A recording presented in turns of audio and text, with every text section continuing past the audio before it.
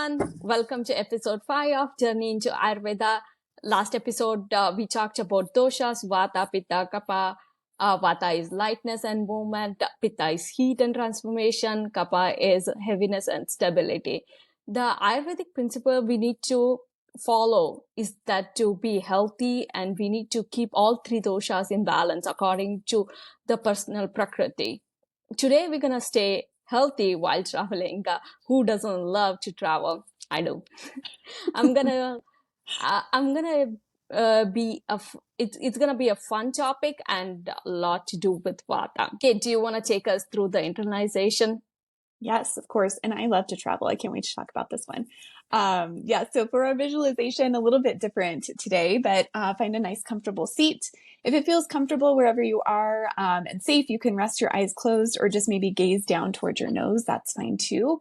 And then see if you can get ears, shoulders, hips all stacked, feet nice and grounded down below you. And then just take a breath in through your nose. Open mouth, exhale. Nice gentle breath with long exhales. And now start to visualize the cosmos, the universe, the galaxy. You imagine all of the stars, our beautiful mama moon, and the warming, deep, strong, powerful sun. Imagine the vast, expansive quality of our universe, the space. And now drop onto our planet, onto wonderful Earth. Can you be with the fresh air and the breeze around you? Can you feel the wind, the movement? Can you feel the warmth, the sun on your skin, the brightness of the sun on your eyes? Knowing that the heat of the sun transforms everything around us in a constant pattern. And now notice the feel of the cool water, the streams, rivers, lakes, oceans, all flowing, cleansing, and hydrating everything around. And now notice the solidness of the earth, the mountains, the soil holding us, stabilizing us every single day, taking our seeds, our ideas, nourishing them, and allowing them to flourish. Now, can you sense more intimately the space and the environment all around you? The sounds that you hear in your ears. Notice your breath, the air as you're breathing in and out, bringing in prana, the life force. Same movement as the wind all around us. Notice now the temperature, the heat of your body, the tejas. The energy of transformation. And now witness the flowy, fluid nature of your body. The blood coursing through you, refreshing and revitalizing your organs, bringing nutrients to your cells. Now notice the firm, dense structure of your body. Your bones, muscles, and fat tissue. The way in which you find your structure, you find your nourishment, you find your grounding. Notice that we are one with nature, one with Prakriti. that we are both the vast expansiveness of the cosmos. We are also the mountains, firm and stable. We're the oceans and the rivers, the channels of our blood. We are the nature. We are the Prakriti. Now begin to breathe a little bit deeper in and out through your nose. And start to find some movement with your fingers and toes. Maybe rub your palms together, creating some heat. You can place your hands, the palms of your hands, over your eyes, touching your face. And as you're ready, you can begin to blink your eyes open.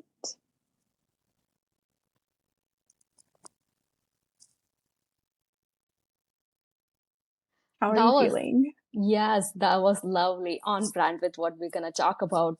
Thanks for taking us through that. It's very important to recognize how microcosm and macrocosms are a reflection of each other. It was wonderful. Thank you, Kate. Yeah, awesome. Yes, thank you. Okay, so Ashwini, I know that you've recently been to California, that you're based out of Massachusetts, and that's such a long flight. So I'm curious, like, will you tell us a little bit more about your time in California, what your travel experience was like? And that's a really long flight, so I'd love to know, like, all about that experience. Yes, my husband and I love to travel. I mean, I think we have traveled like 20 US states out of 50. And it's mostly East Coast and California a little bit. We really like to travel on road trips in car. Like when we bought our car was like 35K. Now it's like 130K in just 4 years. That's very rapid. We love to travel, and the past trip in California was great. We got to enjoy sunny San Jose. It is very different type of sunlight we get in Northeast. It's very piercing and burning kind of sun. So we learn to plan accordingly, but I really like food options available there. The cost of living is very high, obviously, because it's California, but the food is relatively lower cost and higher quality, which we love there. And flight was not that long because I've been traveling to India too much. I have traveled in the past too much, which is like 18 hours flight. It was not that bad. And yeah, Kate, yes, Kate, you have been in full vata mode of traveling for a long time. Where all have you travels taken you, and how was your experience has been? Yeah. That's so funny. I didn't really think about like you flying from India over here. It's like, oh yeah, that's like a really long flight. And yes, much longer than just east to west coast. So thank you for that. Yeah, so the last year has been like really big for me. I try not to say that it's been like bad or challenging because I feel like those words like put a really specific connotation out there. But last April, my dad died. I'd been teaching at a couple of community colleges. So as soon as my summer semester was over, I like booked a trip. By booked a trip, I mean I planned a trip to Canada. So I took a road trip with my dog and had like a week up there.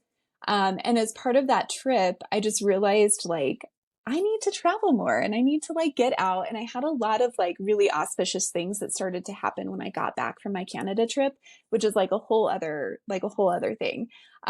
So I had quit teaching at the colleges before then, and then I proceeded to then quit teaching at the yoga studios that I had been at. I still do some of my contracting work, so I still have that going. But I packed my apartment, I purged my apartment. What I didn't need on the road, I moved down to my mom's and loaded my car and my dog and hit the road in November. So I went through Southwest Colorado, Utah, Arizona. I spent like 4 months in California. Like you talked about, California is just so magical. I loved it there.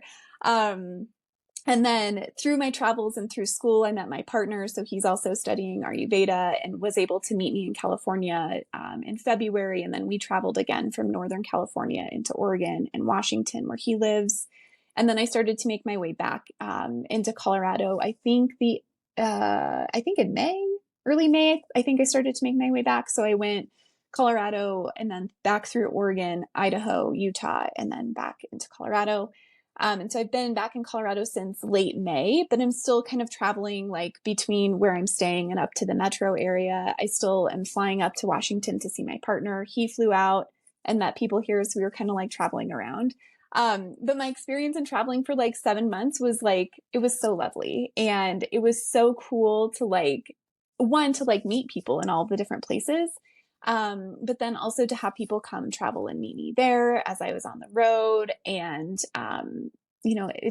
I realized too that like wherever I was, as long as I was like grounded and nourished, like felt like home. And so it was really this interesting idea of like, wherever you are, you can really be home as long as you feel like comfortable and you're taken care of and all of that kind of stuff. So it was really lovely. And then I also had the sense that like, the like kapha energy is like that of stability and nourishment. And so I also had the sense maybe in like April or March, I can't quite remember, of like, okay, like knowing that it's time to kind of like wrap it up and to like figure out where I'm going to be to like be stable and to have like things take root. So that's a lot and like really short condensed version of my experiences. But we talked a little bit about traveling, and let's talk more about balance and what balance means for both of us. So Ashwini, what does it mean for you to be balanced kind of in general? And then like give us more of like an Ayurvedic kind of academic definition of that too. Sure. So yeah, Kate has her own page about traveling. I watch her all the videos and I love it. I love to travel too, so I enjoy all the videos too. Yeah, balance in terms of mentally, I feel balanced when I'm grounded and stable. Physically, when I'm balanced, I feel light, energized, and active. The opposite of these things would be like when I feel anxious, jittery, lightheaded, heavy gut, sleepy, generally lazy. For an Ayurvedic explanation for this, we learned is that Prakriti is defined as the person that state of balance. So everyone has Prakriti. Our constitution also can be called. Prakriti is made up of three different doshas, vata, pitta, and kapha. The proportion of vata, pitta, kapha is in each person's Prakriti can be different. Even twins with similar have so much similarity will have different Prakriti. It's like each has their own Prakriti. To be healthy, a person needs to maintain or reestablish their vata, pitta, kapha balance in themselves. Do you agree with how I summarized it? And tell me how you feel when you are in imbalance versus out of balance. Yeah, I think that's such a great summary and such a good explanation about like the idea of the proportions of vata, pitta, and kapha, because we all have combinations of those. And we shared in our last episode like what our specific prakriti is. So I think I love the explanation that you did. Perfect. And I think balance is in general is how you show up as kind of like your quote unquote best self. But by that, I mean like your most neutral self. And so things are constantly like shifting around us all the time. The weather's shifting, there's like societal things happening in our culture, all of that stuff. But if you can be unchanging in the face of change, I think that's really like the best way to describe balance. And then I think in an Ayurvedic sense, I think of balance as health and that idea of swasta. And then swastavrata is that idea of prevention, the science of prevention in Ayurveda. And so it's always kind of this like moving target because our bodies are changing, the environments are changing, seasons are changing, like everything's constantly changing. So I don't think that it's ever like you like get into the spot and you're like, oh, I'm perfectly balanced right here. It's like constantly like moving and reestablishing what that is. So I think it's all about awareness. And I kind of notice when I'm really not balanced at all, I notice kind of like this buzziness, like just on the outside of my body, like around my auric field, that feels just like really charged. And it's like I can't like slow it down almost. And then I notice that my thoughts are like really rapid fire. So there's not really space between them. It's just like, boop, boop, boop, boop, boop, boop, like really fast moving. And then I also tend to like hold on to things. Like it may just be some like tiny, like not very big conversation that I've had with any number of people. It could be like somebody at the gas station, or it could be like whoever it is that I'm around. But it may just be like some little like comment that I feel kind of off about that I will just like ruminate on, or I'll like pick it apart and I like have to journal about it for days or whatever it is. And so that's when I'm not balanced. Like, I think like you too, like my digestion is off and, you know, like physically I feel off. But for me, it's like a lot of that subtle, like the thoughts and then that like really charged kind of energy. Um, and then, so, and I tend to feel like spacey too. Like, you know, that's a really big vata thing. So I'm like, did I feed my dog today? I don't even really remember. Or like I make lists. This is the pitta in me. I make grocery lists and I go to the store and then I still forget things. So that's also like the vata spaciness. But anyway, so Ashwini, you've talked about traveling to California. I know you've gone to Florida. And then the really big thing, like you mentioned earlier, was moving from India to the US and then traveling, you know, from India to the US. So through all of the travels and all of the moves, what was and is helpful for you to find a place of balance? How do we stay goddesses in this place of movement? That's a great question. I also resonate with what you're saying about like when you're imbalanced, you feel all those things. I was studying Ashtanga Hridayam, which is one of the core textbooks Ayurveda. The teacher was explaining that how when your gut is imbalanced, you cannot also digest what you're mentally feeling. So it's like we think like, oh, we have mental state and physical state. No, it's all combined. When you cannot digest your what physically you cannot digest mentally at the same time. So it's very interconnected according to Ayurveda, which is a beautiful thing according to me. Achieving balance takes time, and also it's very easy to fall out of balance. So it's just like yoga. You have to keep practicing, refining, and repeating your practices until you slowly get closer and closer to the personal balance. So I believe you have balanced mentally first, and for the body to calm down and to be balanced. So I think it all starts with the pranayama, yoga. Then there is also a lot of things we can do physically for the doshas as well. What's your take on it? Yeah. Well, so I love the reference to Ashtanga Hridayam. In one of our classes, they talked about like considering your dream state because like if your dreams are really weird, maybe we talked about this too. Like if your Yeah. dreams are really weird, like your digestion can be really weird. And I love dreams, but I'd never thought about it as being connected to my digestion. So now I'm like, this is a whole new layer. So thanks for bringing that up. And yeah, I think, I think, yeah, I've been practicing yoga since my gosh, like 20 years at this point.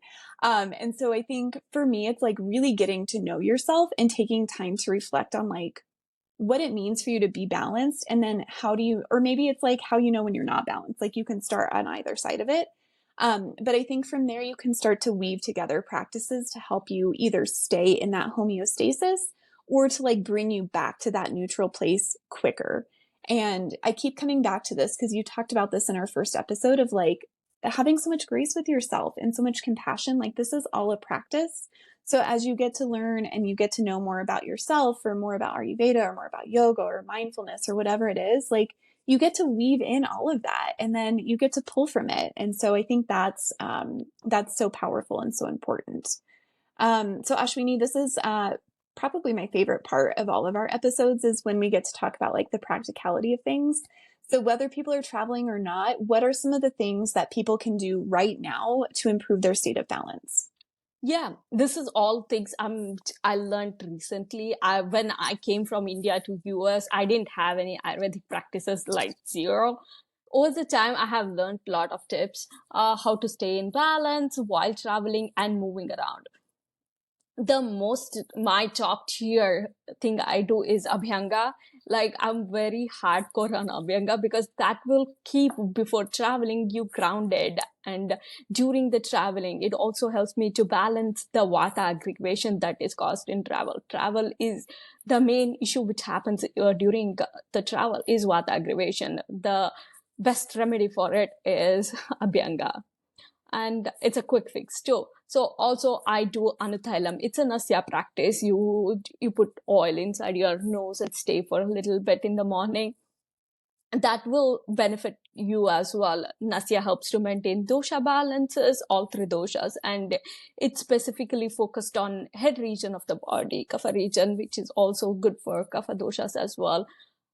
Whether I'm traveling by flight or car, I pack my own food because when I'm traveling, I'm already giving so much stress to my body. I don't want to have also digestion stress in addition to that. So that's also my thing. And also warm, soft foods as much as possible. And I also like to drink good amount of warm water while I'm traveling. That will also help you to balance inside your body and keep you all neutralized. And like during this past travel to California, I only drank boiled and cooled hot water whole throughout the trip. That helped me with my digestion as well. And at any given time, if I feel anxious, I do for 2 minutes. I do Nadi Shodhana. I think we did Nadi Shodhana in practices. Kate made us go through that practice in the internalization, which is amazing, which will keeps you calm as well. And I also apply rose water on my face to help me keep calm. I do calming exercises, calming breathing exercises. I do a lot of calming exercises. The reason is because I have pitta aggravation in my body and I notice that. So when I start doing all these calming exercises, the traveling journey itself goes smooth for me. Like if I do everything before I travel, all the journey goes smooth, and after the travel also goes smooth for me. And I have also keep my mind that is vata aggravation. Travel itself is vata, right? So vata aggravation for the travel can be trigger more pitta aggravation as well. So that's also one point I think about. Yeah. So Kate, your travel has been continuous and frequent. Uh, it also must have been fast paced also. What are your top lessons learned and how to get grounded and balanced? Yeah. So I love that you have so many great practices you've been able to incorporate like so quickly, right? Like you didn't have this like long history of being able to pull from it. So it's great how quickly you're able to implement it.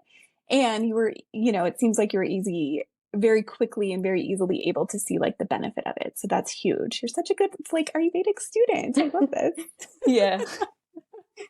Yeah, so it's interesting that you said fast paced because I don't know that I had thought that it was fast paced, but like definitely fast paced. And I think about like when I was a parole officer, like that job was pretty fast paced too. So I feel like that's like a common theme for me is that like fast pacedness.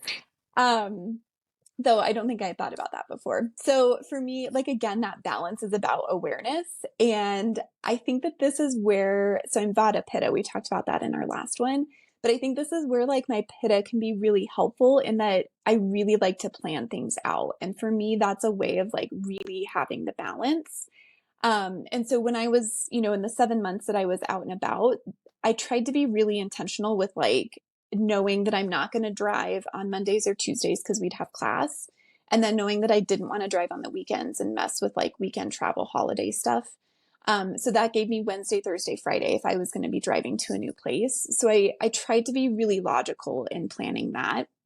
And then I would also try to make myself, like you, like home cooked food that was heavier and more nourishing. And that I would either have that like the night before I was traveling, I would have leftovers that I could reheat when I got to my new place, or that I would like know that that's what I was going to eat like that night or the next night. Because otherwise, like my craving would be for like fried heavy foods. It's like comfort food. It's the food I was like brought up on. And then like for generations, I think of my people would eat a lot of fried foods. And so, and like you talked about with the home cooked meals, you're not also then trying to like figure out like what's going to be like nourishing for me on the road. Like, is it going to be fast food or is it better just to like have my own food? And then the other thing is that I would really try not to disrupt my bed and wake times. So I would try, regardless of what else I had going on for the day, that the container was always consistent wake up and bedtime, and then kind of, having some lax or some flexibility around that.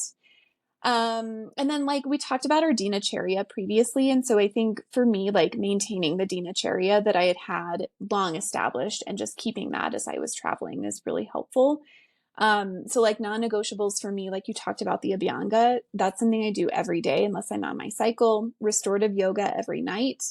Regardless of where I am, like I can always drop down and do a child's pose, or I can do like any number of things. And then the nourishing foods I think are big for me. The other thing is that if you're like you talked about, you and your husband like to do the long road trips. I would prefer to do road trips over flying too. So if you're driving, like really giving yourself the ability to maintain a normal schedule as best you can. And then also consider the music. Like if I'm in a heavy traffic area downtown Denver or like downtown San Francisco where I've driven before, like guess what? I'm not going to have like really stressed out loud music on. I'm not going to have music on at all.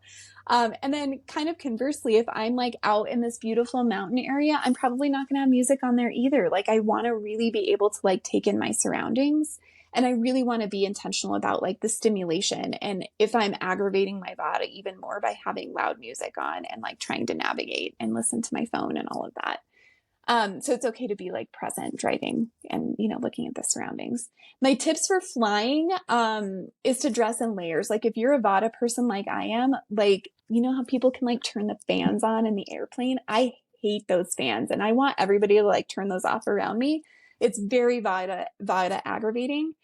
So I would always dress in layers, like, something like this, or like a scarf or a jacket. So that you can cover up or take off if you're getting too warm, but that's usually never an issue for me. I bring a thermos, like you said, drinking the hot water. So I have like a big hydro flask that I travel with.